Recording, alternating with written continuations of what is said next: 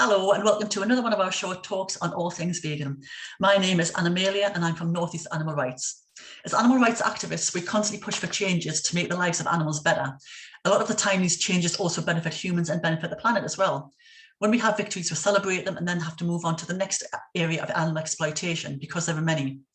Back in the 70s, there were many campaigns to highlight the abject miseries that animals in the fur trade go through. In 2000, finally, in England and Wales, fur farming was banned. And then in 2002, it was banned in Scotland and Northern Ireland.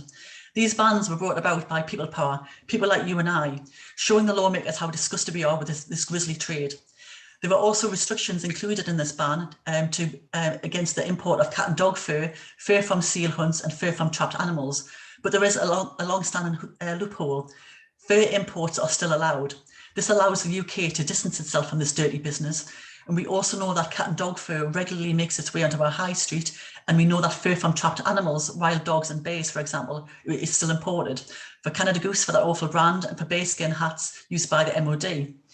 Canada Goose committed a short while ago to go fur-free by ending the purchase of fur by the end of 2021 and by stopping its use in the production of the garments by the end of 2022. On the website, they claim they want to keep the planet cold and its inhabitants warm. So they're using the climate change argument because they know that we aren't fooled by their animal welfare arguments. But nonetheless, it's a victory. Thanks to the dedication of animal rights activists like those who stood outside the London flagship store day after day, week after week. They would also have known that more and more countries are banning fur farms and banning fur imports. So any CEO with an ounce of business acumen knows that they have to continue to evolve to survive, so their business survives. We also know that they've made no commitment to removing the goose down, which is used to insulate the jackets. And unfortunately, duck and goose down, which is the soft feathers close to the bodies of the birds to keep themselves warm, not humans, it's prevalent. It's used in pillows, it's used in bedding and in clothing. Now let's look at bearskin hats. Bearskin hats, those ridiculous ceremonial hats that are worn just on ceremonial duties by soldiers in London, are not used for warmth. Obviously, they have no practical. They couldn't be used. If soldiers were using them to fight, they certainly wouldn't use them. And there's no other reason than just tradition. They're just for show. PETA, the People for the Ethical Treatment of Animals, carried out an extensive campaign not only to ban the use of fur from magnificent bears, but also by working with textile manufacturers to produce a good alternative so that soldiers could continue to wear this so-called traditional hat, but without the cruelty.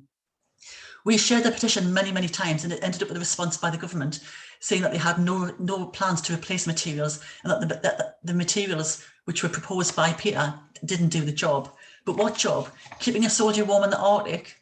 It's just ridiculous. They're not worn for anything other than ceremonial purposes. The petition is still there. It's created by Alicia Dixon, and it runs till July. So if you want to go on there and show your support, please just search for Parliament petition and replace bearskin, and then that will come up, and then you just sign the petition very simply. All of the main fur importers took part in a consultation with DEFRA as well last year, as did animal rights activists like myself.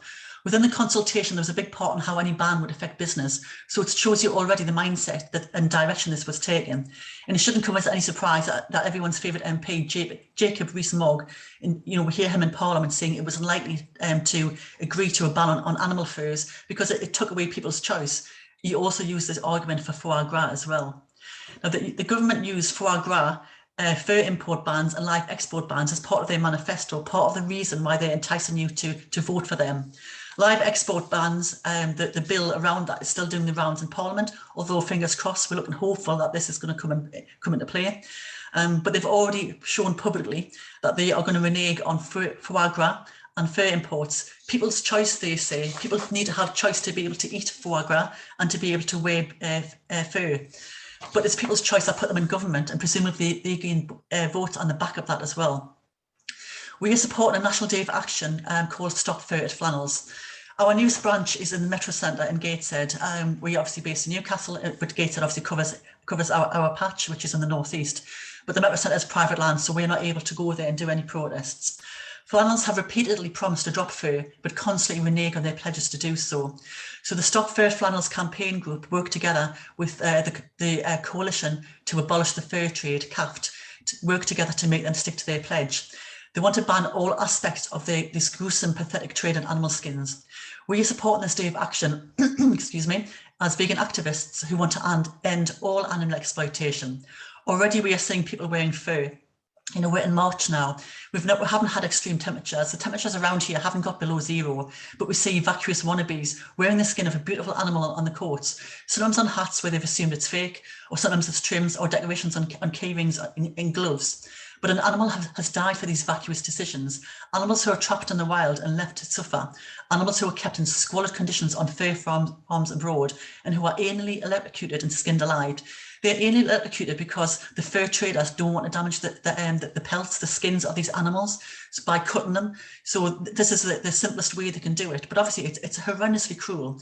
There are already sophisticated alternatives to real fur, which means that none of this should happen. People who buy fur have no moral compass, so we need to keep up the pressure on the businesses and the lawmakers. Stop the businesses selling them in the first place and make sure that the law is changed so the businesses can't have them in their shops. And that means these vacuous people will have to look at something else to get their fix of designer brands. So how you can help as an individual? Boycott fur, first of all, and all other animal skins. I mean, obviously as vegans, we don't wear leather, we don't wear suede, we don't wear wool or silk either. But how do you tell if it's fur? If you look at a pom-pom hat, for example, and you take it down to where the join is, you can see quite easily whether it's attached to skin, and that means it's real fur, or whether it's attached to a weave, which means it's artificial. Now, there are some very good fakes out there, but obviously as animal rights activists, we're quite experienced in telling the difference. So if you are not sure, bring something along to one of our outreach stalls and we can tell you if it's real or not. You can also tell by the way it moves in the wind as well, because real fur moves very, very differently, a bit like hair would move in the wind, and fake fur moves differently to real. But if you spot something on sale in a shop or a market, which is fur, tell the shop that you are opposed to this trade. Tell them that you are disgusted by this and ask them to remove the product. Let a local animal rights group close to where the store is know, so they can add their information to the records, and they can obviously contact the store and ask them to stop selling this item. Complaint of flannels. Again, this is a Stop Fur Flannels Day of Action today. But tell them that this trade is callous, it's outdated and out of touch with public opinion. The majority of public are against fur. It's just these silly, vacuous wannabes who want to continue to wear it. Ask them to reinstate a fur-free policy. You can email them at cs@flannels.com. So that's charliesierra@flannels.com. Or you can go to www.stopfur@flannels.com for the list of branches of flannels and get the local details, but also lots of other ways you can help as well. Sign and share their petition. The petition is a change.org one, so it's change.org/stop-fur@flannels. But if you just go to change.org and search Stop Fur at Flannels, it'll come up. Sign and share Alicia Dixon's petition. Again, search for Parliament petition replace bearskin. And if you've already signed these, share them as well, okay? We need to make sure that people, as many people can sign these as possible. In Parliament, the petitions have to reach 100,000 signatures before they get a debate in Parliament. And even that doesn't mean that the law is going to get changed. At the moment, Alicia Dixon's petition is at 46,000, which means she gets a response from Parliament, but that's it, she doesn't get a debate. So we need to have another 54,000 people sign, and that's by the end of July. You can also donate to the work. So the coalition to abolish the fur trade, you can go online to www.caft.org.uk and follow them on social media for a list of their actions and list of things that ways in which you can help them. Fur is an issue which affects all of us. As a society, we are told that we are a nation of animal lovers, but we care so little about animals that we will wear their skin as a decoration. Animal lovers who eat animals, who wear animals, who use animals and exploit them. It doesn't compute. It's not right. We cannot say we are a nation of animal lovers. But we can stop the fur trade through people power, forcing legislation, forcing businesses to comply, and through people power, letting businesses know that this is an outdated, callous industry.